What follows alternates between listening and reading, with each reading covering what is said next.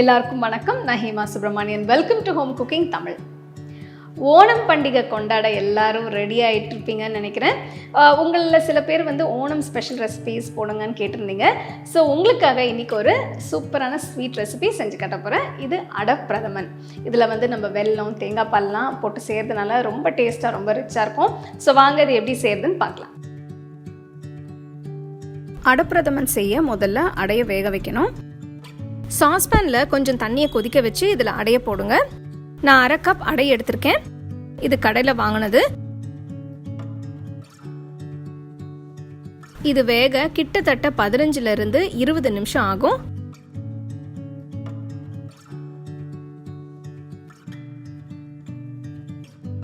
அடை நல்லா சாஃப்டாக வெந்ததும் இதை வடிகட்டி எடுத்து வச்சிருங்க.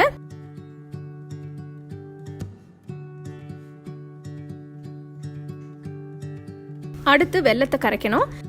சாஸ்பேனில் 1/2 கப் தண்ணி ஊற்றி இதில் 1 கப் அளவு வெல்லம் போடுங்க. வெல்லம் கரைஞ்சா போதுங்க, பதம் எதுவும் பார்க்க தேவையில்லை. வெல்லத்தில் இருக்க அழுக்கு எடுக்கத்தான் இந்த ஸ்டெப் செய்யணும். வெல்லம் கரைஞ்சதும் எடுத்து வச்சிருங்க. அடுத்து பேனில் 1 டீஸ்பூன் நெய் ஊற்றி வேக வச்ச அடைய போட்டு கிண்டுங்க.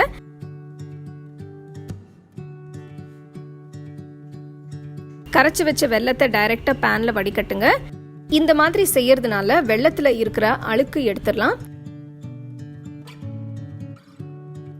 அடைய வெல்லப்பாகுல கிட்டத்தட்ட 10 நிமிஷம் வேக விடுங்க.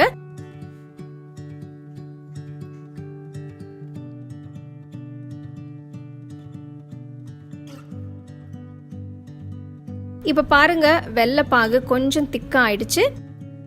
இதுல 1 டீஸ்பூன் ஏலக்காய் தூள், வறுத்த முந்திரி பருப்பு, வறுத்த திராட்சை போட்டு கிண்டுங்க. அடுப்பு நல்லா குறைச்சு வச்சு இன்னொரு 5 நிமிஷத்துக்கு கொதிக்க விடுங்க.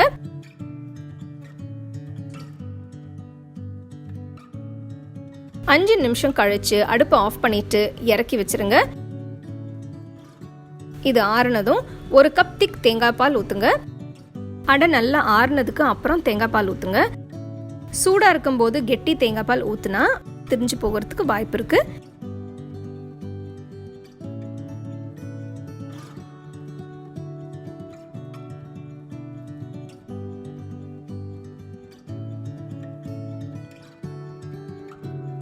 கடைசியா கொஞ்சம் நறுக்கின ஃப்ரெஷ் தேங்காய் துண்டுகள் போடுங்க.